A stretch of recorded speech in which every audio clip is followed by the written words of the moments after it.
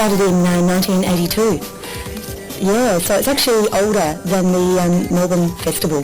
Yeah, so it started, I think, a couple of years before that by a group of artists in Fitzroy who were wanting a platform for independent art, which is actually quite unique in the way a Fringe Festival develops, because mostly Fringe Festivals develop out of an offshoot from a mainstream festival as the alternative to the mainstream, whereas this one has grown up quite separately, which I think is reflective of the actual fringe arts culture of this city anyway, and it is incredibly active in all art form areas, so to me that seems quite a natural building. We've actually chosen, and that's been a tradition for a few years, to run before the main festival, and I think that's proving a positive thing in the fact that it actually gets more profile for the artists, because once the main festival hits, it's actually pretty well inundated right across the media. So we are the first festival to kick in for this stage of the year really, so it actually warms people up to the festival.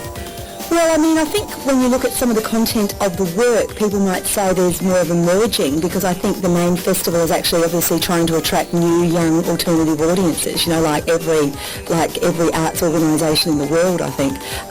But the huge difference is that fringe arts are completely independently produced, and I think that's the absolute core nature of it, in the fact that artists are out there taking risks with their own bucks, with their own ideas.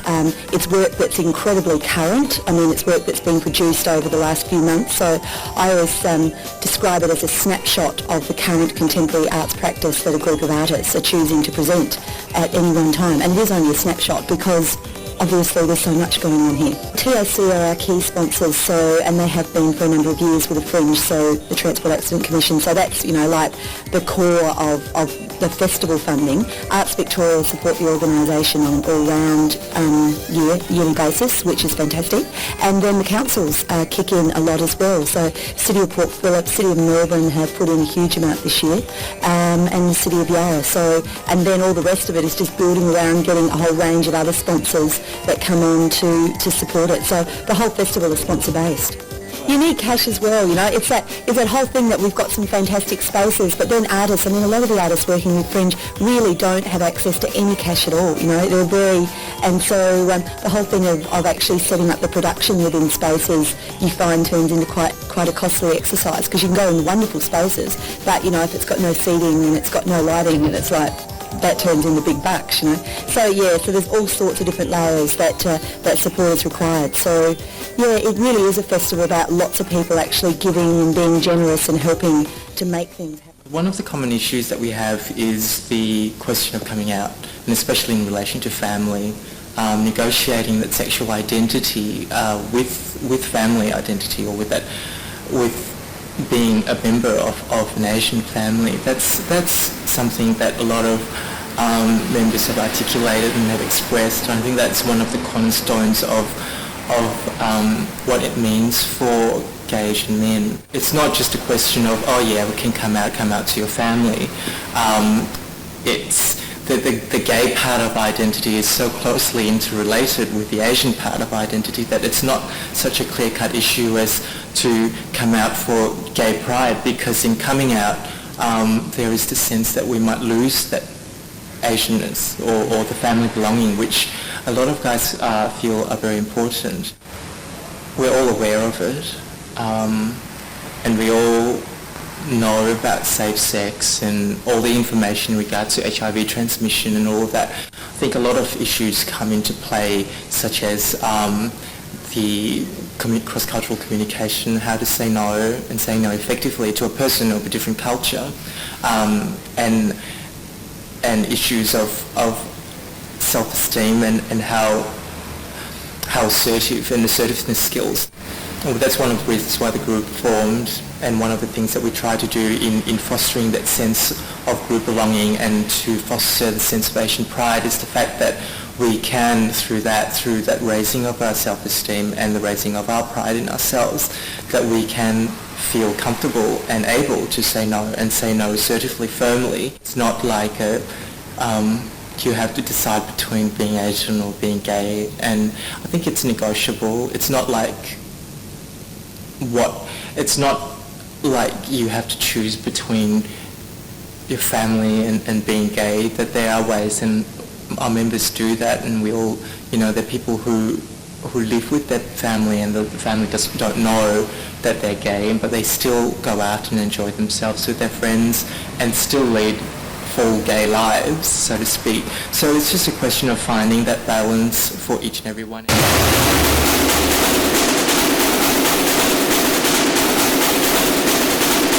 Very by martial arts background, and any kind of work that came later that has vocabulary that came from the Eastern physical work, like katakali, that's all flavors.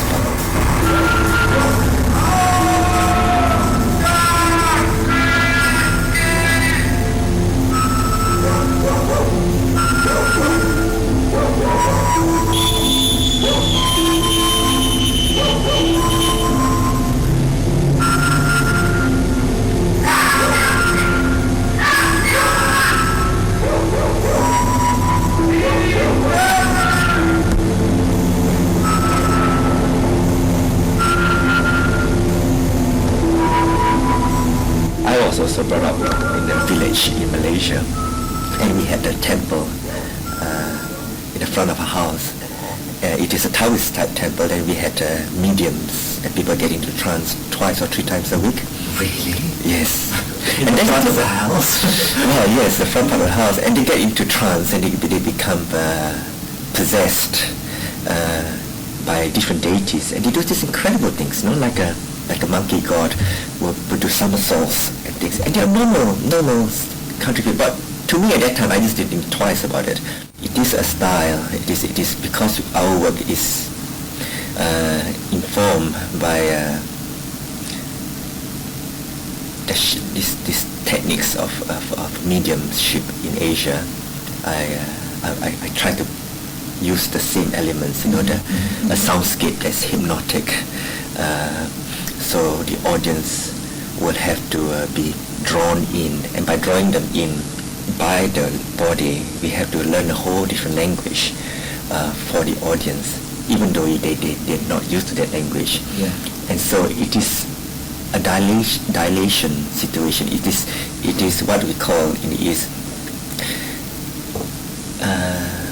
a softness on the outside and very, very tight inside, so there's tension. Yes. And yet from the tension you can have this softness.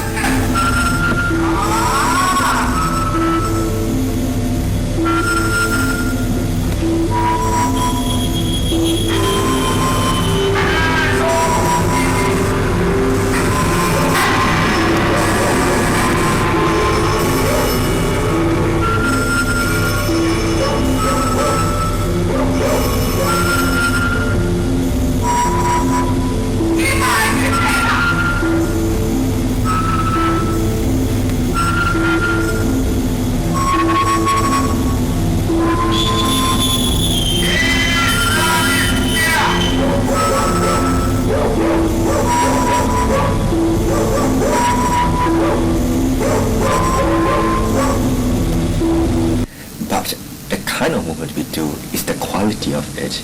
It's a bit like the no theater when they say that after years and years of experience, a very good no dancer can just walk from one point to another, and it's so beautiful. Yes. But then the walk to him represents a whole life, and only a very skilled dancer can walk like that. Yes. So it is minimizing expression, subtlety, but maximizing quality.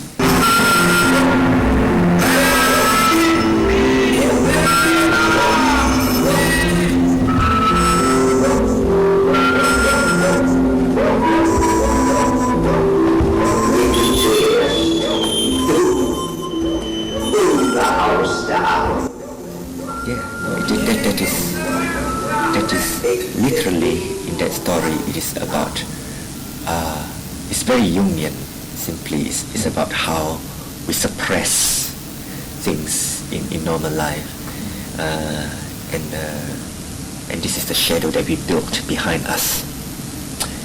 And in front, you might be sitting on a chair, just as Jared is, but the whole behind there is a whole lot of shadow you carry along with you.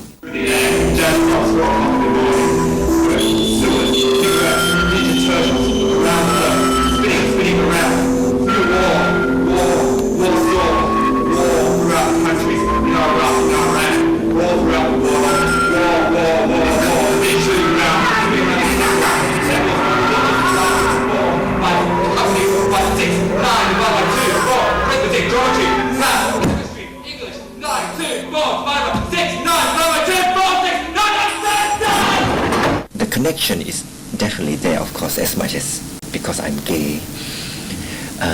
But the understanding of the shadow has changed with me. I think it's not something that happened overnight.